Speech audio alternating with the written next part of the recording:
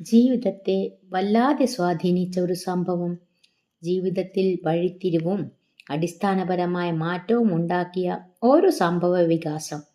അത് ഏതാണ്? ഒരു സാധാരണ മനുഷ്യ ജീവിതത്തിൽ വലുതും ചെറുതുമായ എന്തെല്ലാം സംഭവ വികാസങ്ങൾ ഉണ്ടാകുന്നു. താൽക്കാലികമോ ദൂരവ്യാപകവുമായ ഫലങ്ങൾക്കും ഇഷ്ടാനിഷ്ടങ്ങൾക്കും കാരണമായി തീർന്നുകൊണ്ട് ആത്മനിഷ്ഠമായ അഭിവീക്ഷണത്തിന്റെ അടിസ്ഥാനത്തിൽ അവയുണ്ടാക്കിയ ആഘാത പ്രത്യാഘാതങ്ങളുടെ അടിസ്ഥാനത്തിൽ നല്ലതെന്നോ ചീത്തയെന്നോ പരാമർശിക്കപ്പെടാവുന്ന സംഭവങ്ങൾ.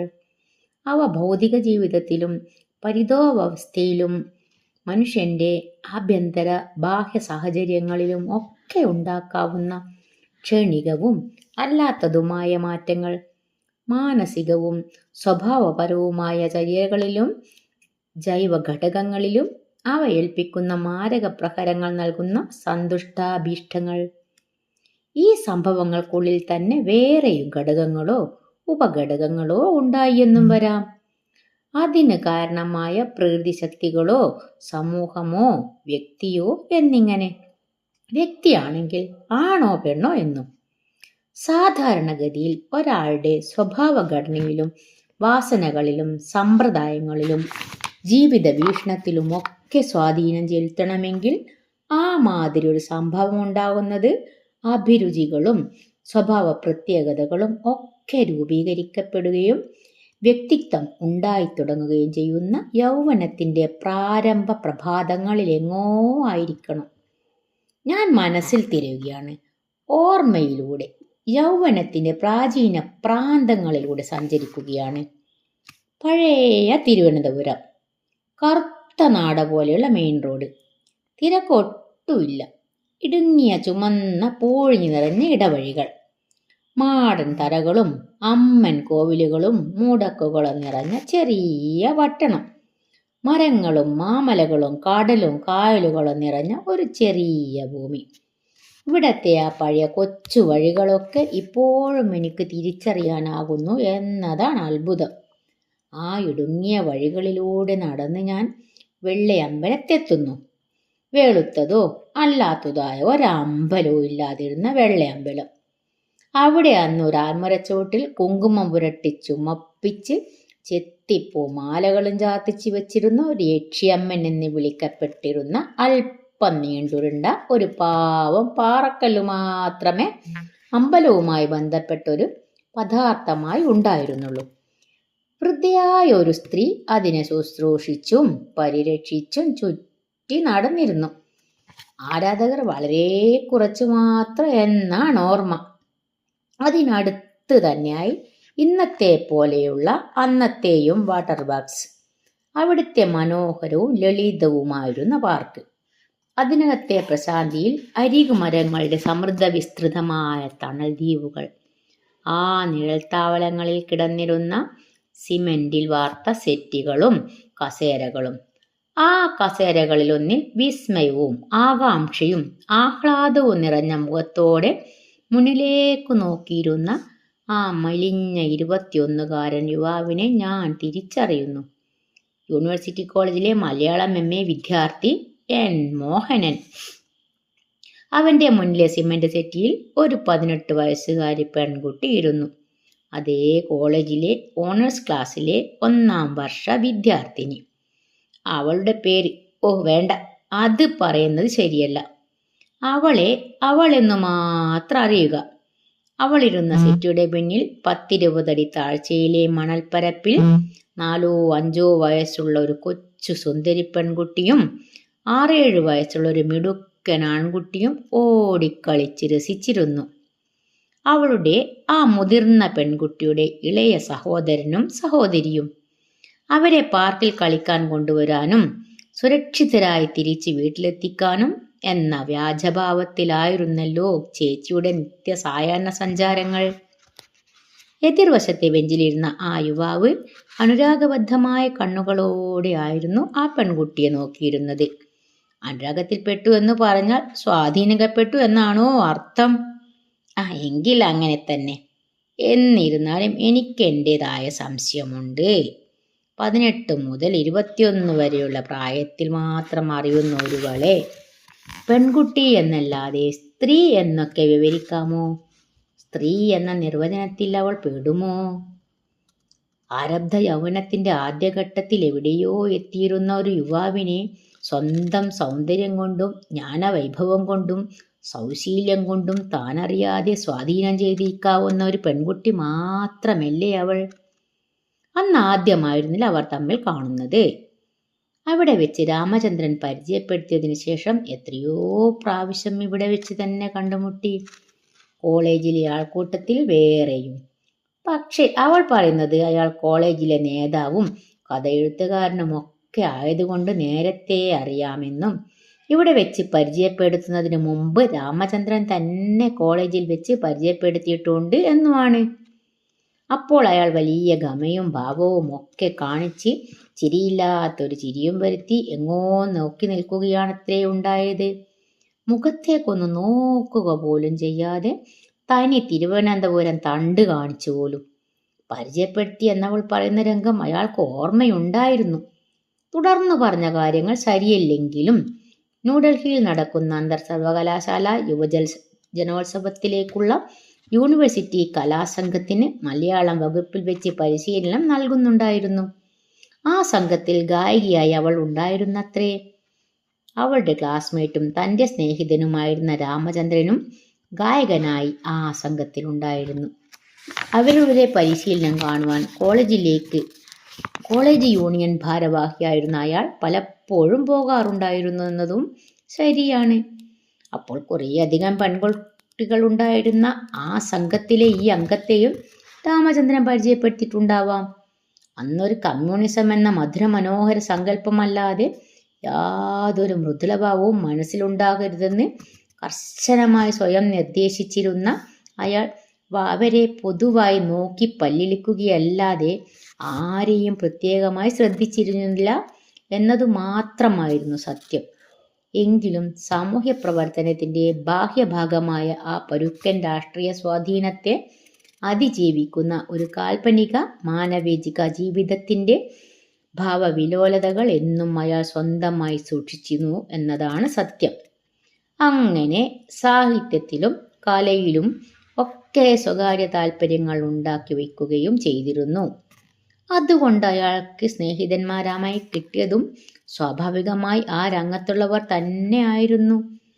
ഇന്ന് പ്രശസ്ത ചിത്രകാരനായി അറിയപ്പെടുന്ന എ രാമചന്ദ്രൻ അന്ന് സാഹിത്യ വിദ്യാർത്ഥിയും സംഗീതം ശാസ്ത്രീയമായി തന്നെ പഠിച്ച ഗായകനുമായിരുന്നു. അവർ ഉറ്റ മിത്രങ്ങളായി തീർന്നത് രണ്ടുപേരുടെയും മനോഘടനയുടെ സ്വാഭാവിക സാഹോദര്യം കൊണ്ട് മാത്രമാണ്. രണ്ടുപേരും പ്രേമത്തിൽപ്പെട്ടതും ഒരേ കാലത്തെ സമാന്തര സങ്കടങ്ങളായി. കഥയിലും കവിതയിലും കലയിലുമെല്ലാം ആശ്വാസവും വിമോചനവും സാന്ത്വനവും തേടി നടന്ന അയാൾ എന്നും ഒരു സ്വപ്നാടകരായിരുന്നു, കാൽപ്പനിക സഞ്ചാരി. കമ്മ്യൂണിസവും വിപ്ലവവും ഒക്കെ അയാൾക്കന്ന് കാൽപ്പനിക സ്വപ്നവും വ്യഥയും വീറുമായിരുന്നിരിക്കണം. അതുകൊണ്ടാണല്ലോ അന്ന് നിയമവിരുദ്ധമായ കമ്മ്യൂണിസ്റ്റ് പാർട്ടിയുടെ വിദ്യാർത്ഥി വിഭാഗത്തിൽ പ്രവർത്തിക്കുവാനും വർഗരഹിതമായ സമത്വ സുന്ദര ലോകം കെട്ടിപ്പടുക്കുവാൻ സ്വയം സമർപ്പിക്കുവാനും അയാൾ തീരുമാനിച്ചത്. അന്ന് ഓലമേഞ്ഞ പുരയായിരുന്ന തിരുവനന്തപുരം നന്ദാവനത്തെ പോലീസ് ക്യാമ്പ് തീ കത്തിക്കുവാനുള്ള സാഹസിക യജ്ഞത്തിൽ ഭാഗഭാക്കാക്കാൻ തയ്യാറായതും അതുകൊണ്ടുതന്നെ. ഒളിവിലായിരുന്നതിനാൽ അന്ന് എല്ലാവരും രഹസ്യമായി ആശാൻ എന്ന വ്യാജനാമത്തിൽ വിളിച്ചിരുന്ന സഖാവ് KV Surendranath city committee secretary എന്ന നിലയിൽ അയാൾ അല്പം ഏകാധിപത്യ ഭാവത്തിലും ലേശം കർശന സ്വരത്തിലും നിർബന്ധമായി തടഞ്ഞില്ലായിരുന്നുവെങ്കിൽ അന്നത്തെ സ്റ്റുഡന്റ് ഫ്രാക്ഷൻ നേതാവായിരുന്ന സഖാവ് സണ്ണി സെബാസ്റ്റ്യന്റെ നിർദ്ദേശപ്രകാരം താൻ ഉൾപ്പെടെയുള്ളവർ മിക്കവാറും ആ തീയിലോ അനന്തര നടപടികളിലോ ആത്മാഹുതി ചെയ്യുമായിരുന്നു എന്നതും തീർച്ചയായിരുന്നു. ഏതോ ഒരാദർശത്തെ, കാൽപ്പനിക സ്വപ്നത്തെ ചമത്കാരപൂർണമായ ദർശനമായി സാക്ഷാത്കരിച്ച് നടക്കുന്ന ദിവാസ്വപ്നങ്ങളുടെ നാളുകളായിരുന്നു അത്. സാഹിത്യവും കലയും എല്ലാം അതുപോലെ തന്നെ ആയിരുന്നു അന്ന്. അനിവാര്യമായ ഒരാവശ്യം, പ്രായത്തിൻ്റെ ഒരു നിർബന്ധം. അയാൾ പലപ്പോഴും വൈകുന്നേരങ്ങൾ വാട്ടർ വർക്സിലെ പാർക്കിൽ ചെന്നിരിക്കാറുണ്ടായിരുന്നു. മിക്കവാറും തനിച്ച്, അല്ലെങ്കിൽ ഏറ്റവും ഉറ്റ സ്നേഹിതന്മാരായിരുന്ന രാമചന്ദ്രനോടോ ONVയോടോ ഒത്തി. രാമചന്ദ്രനും ONVയും ഉണ്ടായെങ്കിൽ സായാഹ്നങ്ങൾ സംഗീത സമൃദ്ധമോ കാവ്യസമ്പന്നമോ ആയിത്തീരും. രണ്ടാൾക്കും അതിമനോഹരമായി കവിത ചൊല്ലാനാകും. ആ കാവ്യലഹരിയിൽ ലയിച്ചങ്ങനെ കഴിയും. തനിച്ചാണെങ്കിൽ കയ്യിലെ പുസ്തകത്തിലെ 1-2 താളുകൾ മറിയുകയേ വേണ്ടൂ. സ്വന്തം ഭാവനയിൽ മുങ്ങിമയങ്ങി ഏതോ വിദൂര സ്വപ്നങ്ങളിൽ അലിയും. സ്വന്തം വ്യക്തിജീവിതത്തിൻ്റെ വ്യാകുലതകളിൽ നിന്നുള്ള വിമോചന യാത്രകൾ, തീർത്ഥാടനങ്ങൾ. എന്തായിരുന്നു ഇത്ര ചെറുപ്പത്തിലേയുള്ള ഈ വ്യാകുലതകൾ? അതിദയനീയമായ ഒരു ബാല്യകാലത്തിൻ്റെ ദാരുണ വേദനകൾ, കൗമാരത്തിൻ്റെ കരിഞ്ഞ കിനാവുകൾ, സ്വകാര്യ വിഹ്വലതകൾ, നിഷ്ഫല മോഹങ്ങൾ, അമ്പരപ്പിക്കുന്ന ഇല്ലായ്മകൾ, സ്നേഹശൂന്യതയുടെ വല്ലായ്മകൾ, കൂട്ടുകുടുംബത്തിലെ ആൾക്കൂട്ടത്തിൻ്റെ നടുവിലെ നിസ്സഹായതകൾ. പാർക്കിലെ ചുവന്ന സായാഹ്നത്തിൻ്റെ വിഷാദപൂരിതമായ ഏകാന്തതയിൽ സുഹൃത്തുക്കളുടെ കവിത ആലാപനത്തിലോ പുസ്തകങ്ങളുടെ താളുകൾ തുറന്നു തന്ന വശ്യവിസ്മൃതിയുടെ ചിരപുരാതനകളിലോ സ്വന്തം ചുമടുകളെ ഇറക്കി മയങ്ങിക്കിടന്നു. ഒരിക്കൽ ഒരു വൈകുന്നേരം ONVയുമൊത്ത് വാട്ടർ വർക്ക്സ് പാർക്കിൽ ഇരിക്കുമ്പോൾ ഞങ്ങളുടെ മുന്നിലെ മണൽപ്പരപ്പിൽ ഒരു കൊച്ചു പെൺകുട്ടിയും അവളുടെ ചേട്ടനെന്ന് തോന്നിച്ച ഒരാൺകുട്ടിയും കളിക്കുന്നുണ്ടായിരുന്നു. നല്ല കൗതുകം തോന്നിച്ച കുട്ടികൾ.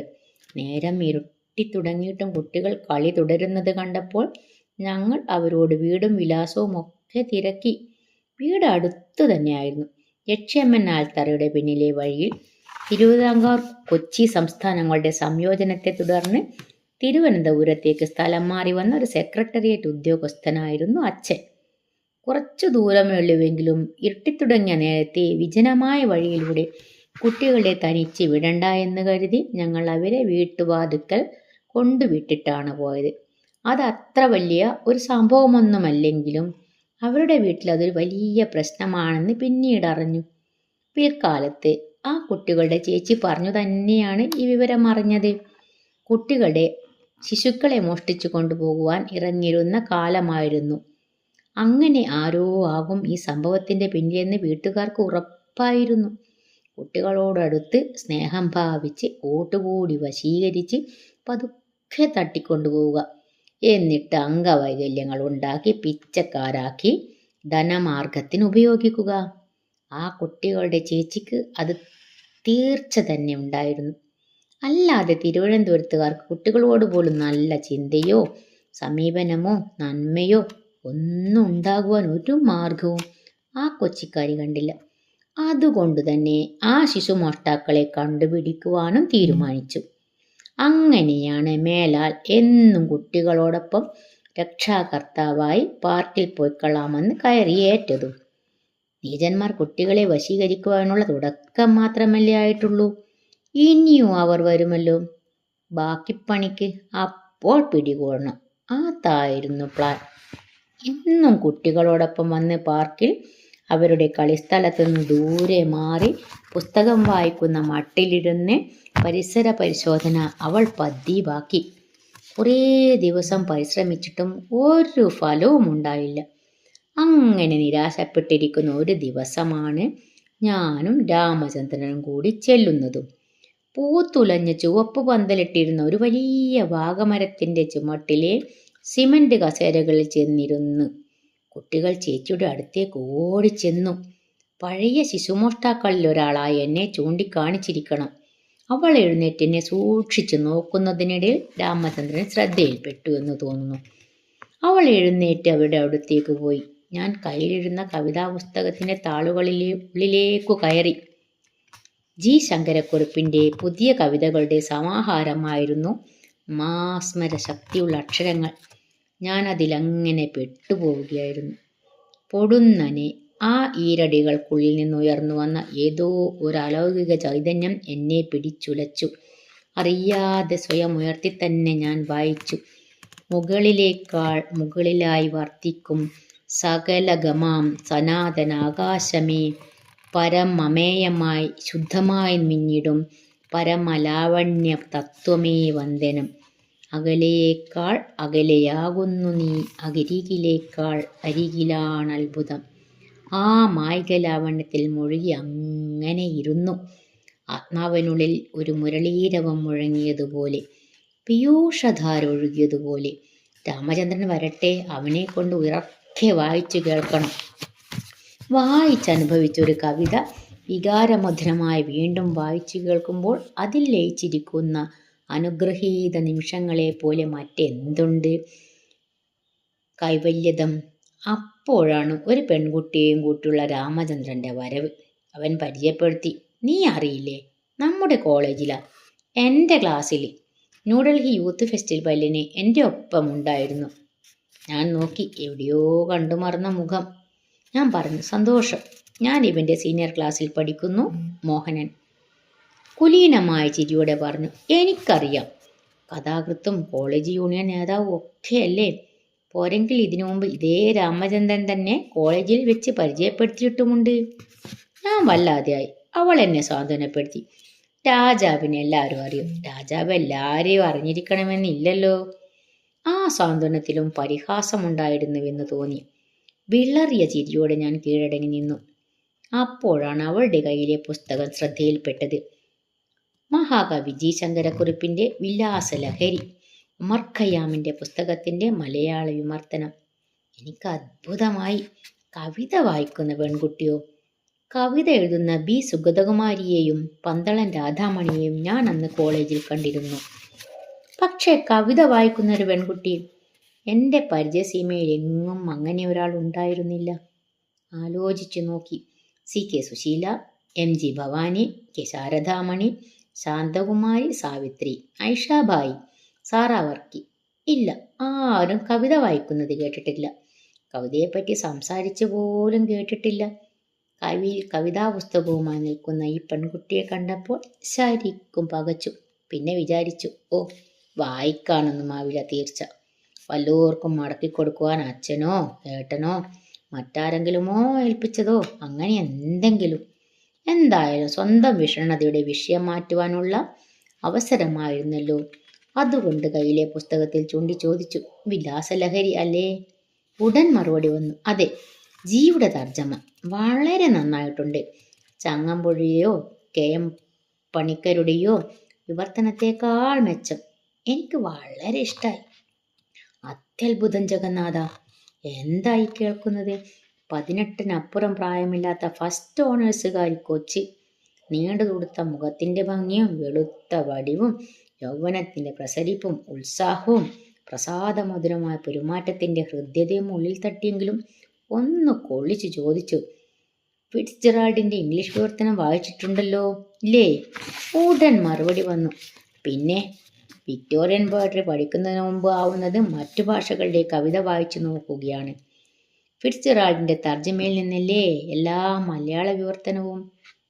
ഓ, അതു ശരി. വിക്ടോറിയൻ പോയട്രി പഠിക്കുന്നതിനുമുള്ള തയ്യാറെടുപ്പ് ജി കുമാരപിള്ള സാറും അയ്യപ്പ പണിക്കർ സാറും ഒക്കെയല്ലേ പഠിപ്പിക്കുന്നത്? അവരാരെങ്കിലും പറഞ്ഞു കൊടുത്താണ് ഇതൊക്കെ വായിച്ചു നോക്കാൻ. അത്രയേ ഉള്ളൂ. അത്ഭുതപ്പെടുവാനൊന്നുമില്ല. തൽക്കാലത്തേക്ക് സമാധാനമായി. പെണ്ണിനത്രക്കേ ഉള്ളൂ. എന്നാലും ഉയർന്ന സോപാന സന്നിധിയിൽ നിന്ന് താഴേക്കെറിഞ്ഞു കൊടുക്കുന്ന ഒരു ഉപദേശമട്ടം എന്ന മട്ടിൽ പറഞ്ഞു, എം പി അപ്പൻ്റെ ഒരു തർജ്ജമയുണ്ട്, ജീവിതോത്സവം, അതും കൂടി ഒന്ന് വായിച്ചു നോക്കൂ. മറുപടി കാക്കാതെ കയ്യിലെ പുസ്തകം രാമചന്ദ്രന്റെ നേരെ നീട്ടിപ്പറഞ്ഞു, നോക്ക്, ഇത് ഗംഭീരമായിരിക്കുന്നു. നീ ഒന്ന് ഉറക്കെ വായിക്ക്. അവൻ പുസ്തകം വാങ്ങി മറിച്ചു നോക്കി പറഞ്ഞു, ഓ, ജി അല്ലേ? Recently he's at is lyrical best. എന്നാലും ഇന്നിത് വായിക്കേണ്ടത് ഞാനല്ല.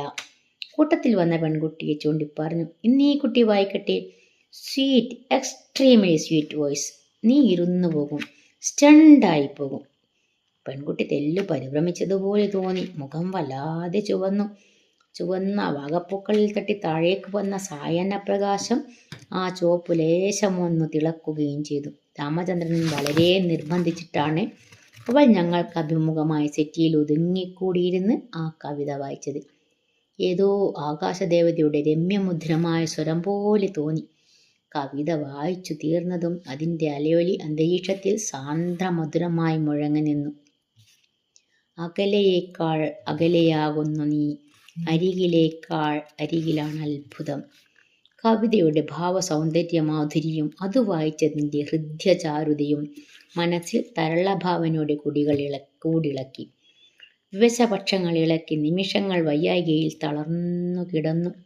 നേരം വളരെ വൈകിയല്ലയോ ഈശ്വര എന്നോ മറ്റോ പറഞ്ഞ് അവൾ കുട്ടികളുടെ അടുത്തേക്കും തുടർന്ന് അവരോടൊപ്പം പുറത്തേക്കും ധൃതിയിൽ നടന്നുപോയി.